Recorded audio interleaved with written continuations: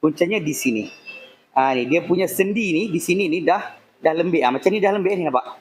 Dah lembik dah. Kalau dah lembik macam ni, ibarat lengan kita ni, lengan kita ni lembik. Nampak tak apa kat tangan saya ni? Kat tangan saya ni kita nampak macam ada 2 batang. Sebenarnya ini ada 4. 4 part yang tak sama. Iaitu ni namanya rear end, ini namanya thyroid end. Kemudian dia ada kiri kanan lah, dia ada sepasang. Okey, ini tugas dia untuk pegang kita punya tayar dan sambung dia dekat steering rack kita. Kalau steering kita tu bila kita bawa kereta, kita bawa, tiba-tiba rasa tayar tu ikut jalan. Steering dah tegap, tapi tayar kat bawah tu rasa macam ikut alun, beralun ikut jalan. Biasanya di sini punca dia. Puncanya di sini. Ni dia punya sendi ni di sini ni dah lembik. Macam ni dah lembik ni, nampak? Dah lembik dah. Kalau dah lembik macam ni, ibarat lengan kita ni, lengan kita ni lembik. Tak kuat. Tak kuat.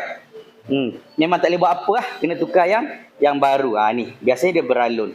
Okey, ini. Kemudian kat ujung dia ni, kat ujung dia ni ada thyroid end. Okey, thyroid end ni kita ikat dekat knuckle. So thyroid end ni pun ada ball joint kat sini. Kalau ball joint ni lembik, dia pun kadang-kadang boleh keluarkan bunyi ketak-ketak. Atau knuckle kita tak tegak. Knuckle kita tu bila pegang tayar tu rasa macam lembik je. Inilah. Dan kalau rosak ni memang wajib tukar sepasang kiri dan kanan.